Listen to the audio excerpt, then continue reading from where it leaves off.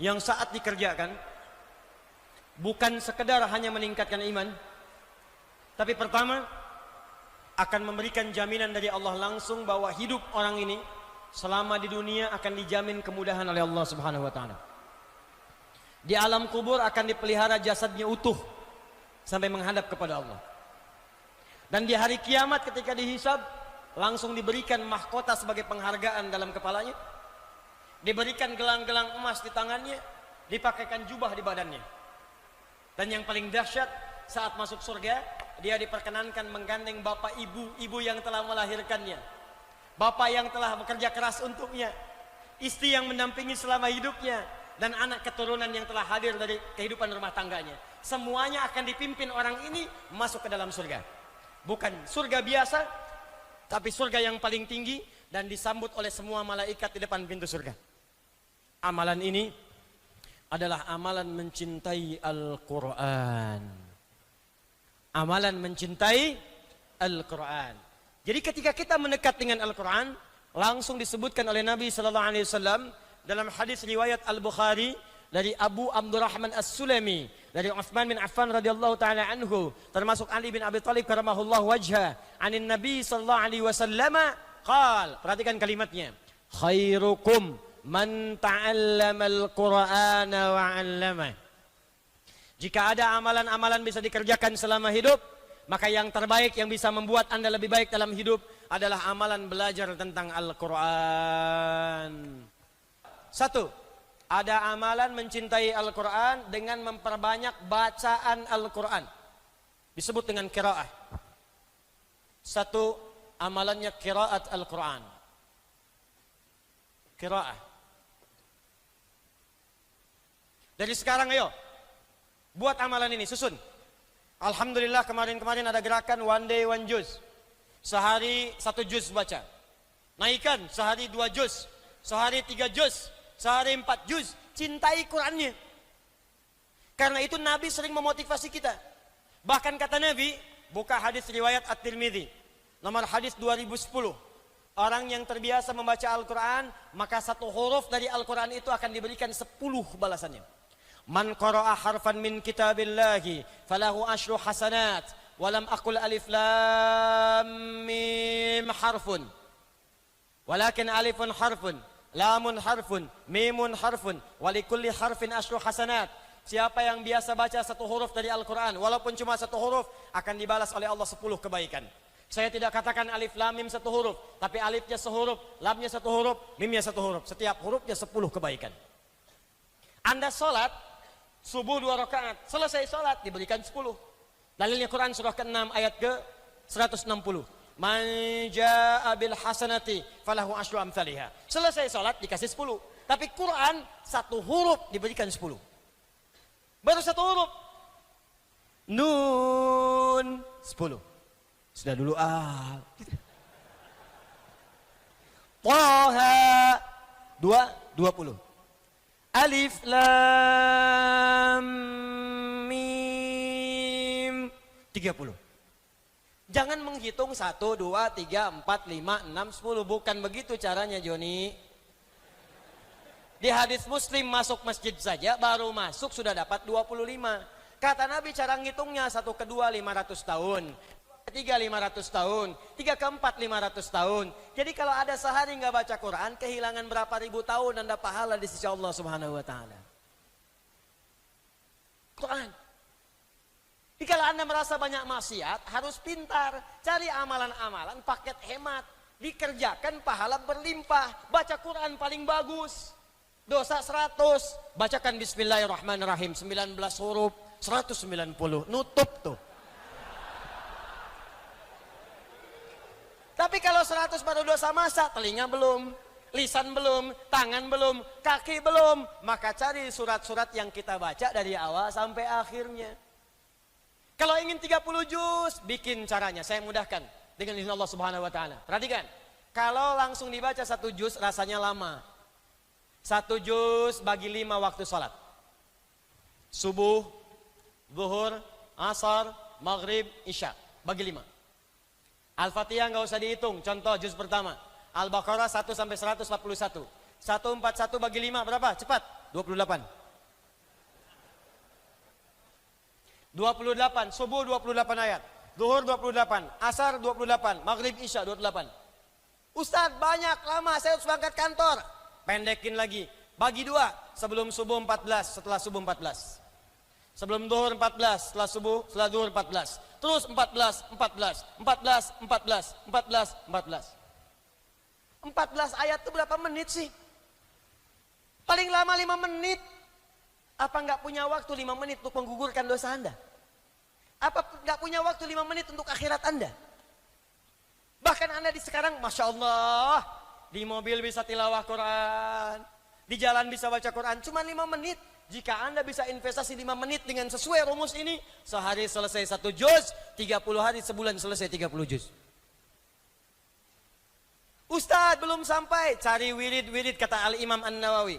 Dari Al-Quran, cintai beberapa surat tertentu, dawamkan untuk dibaca. Nabi menyampaikan dalam hadis sahih di Al-Bukhari, orang yang senang baca Al-Baqarah dan Ali Imran, maka keduanya akan menjadi awan yang melindungi di hari kiamat. Ka'annahuma ghamamat.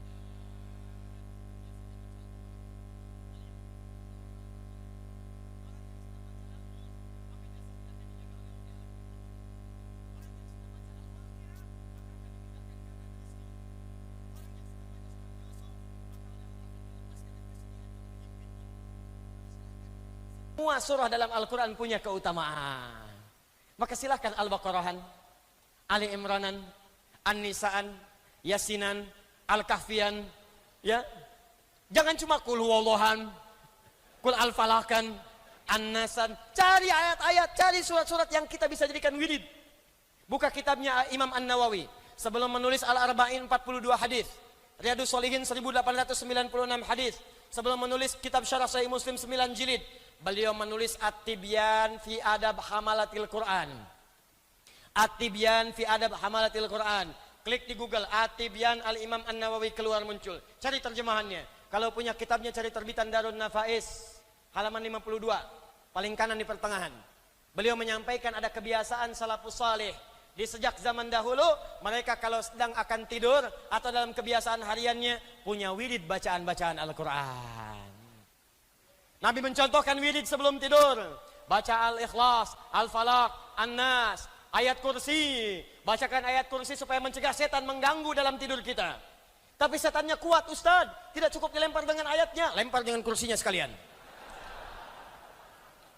Biasakan baca.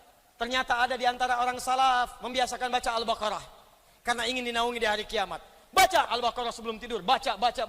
Allahu Akbar. Saking dekatnya dengan Al-Quran, maka dia dijaga oleh Qurannya.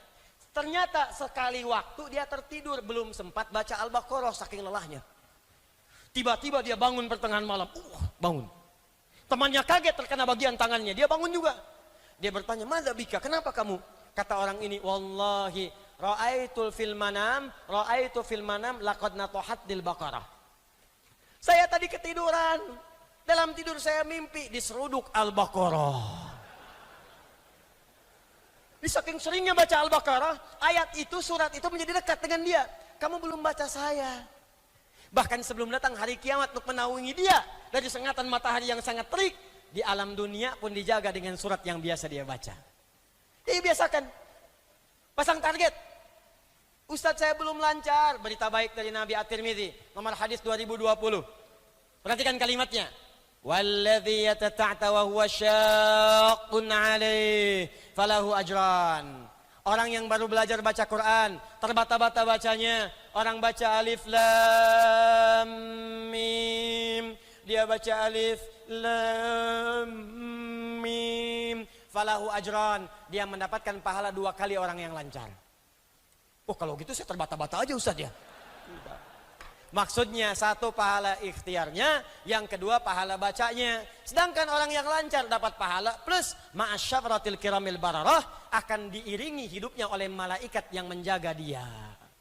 Jadi kalau Anda lancar baca Quran, punya program baca Quran, Quran itu selain menjaga iman Anda akan dijaga malaikat, disebut oleh Nabi namanya syafaratil kiramil bararah. Kiram artinya mulia. Jadi orang yang dekat dengan Al-Quran akan dijaga kemuliaan hidupnya. Dijaga dari perbuatan maksiat. Jadi kalau Anda terbiasa tilawah Quran, rajin baca Quran, nanti akan ada malaikat di sekitaran kita akan menjaga supaya Anda tidak berbuat maksiat. Sebab kalau Quran masuk ke dalam tubuh kita, yang kotor keluar. Malaikat menjaga. Cuman karena malaikat sifatnya gaib, tidak tampak. Kalau tampak, Anda susah. Begitu mau jalan, sayap terbentang. Psst. Kamu siapa? Malaikat maut. Nggak jadi baca Quran. Malaikat. Yang kedua, mencintai Quran dengan tilawah. Satu qiraah, dua tilawah. Kalau qiraah, sekedar baca, tidak menuntut pemahaman. Kalau tilawah, dari asal kata tala yatslu tilawatan punya tiga arti. Al-qiraatu wal fahmu wal amalu bima fuhima. Baca, pahami, amalkan. Itulah tilawah. Makanya ketika ada orang baca Quran, cuma baca disebut qori dari qiraah. Tapi seringkali orang tua kita suka mendampingi dengan yang menerjemahkan. Supaya maknanya dipahami. Saat dia menerjemahkan, dia disebut apa namanya? Ada orang baca, ada orang menerjemahkan. Yang menerjemahkan disebut apa? Tuh, tilawahnya muncul. Sari tilawah. Sebetulnya cuma tilawah saja, nggak pakai sari.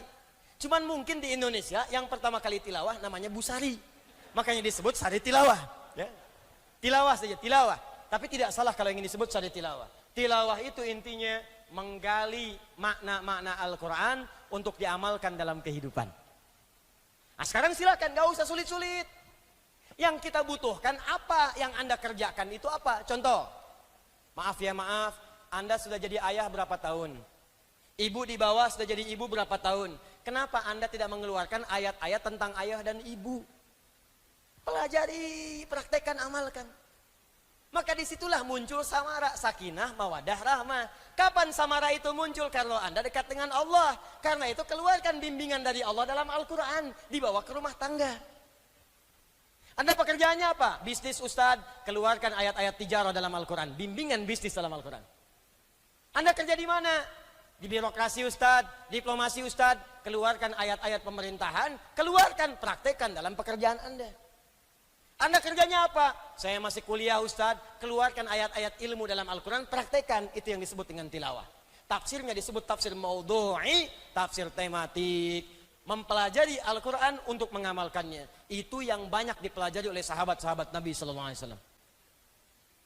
Kata Abu Abdurrahman As-Sulami, aku sejak belajar, akhadtu Al-Qur'ana an qaumin.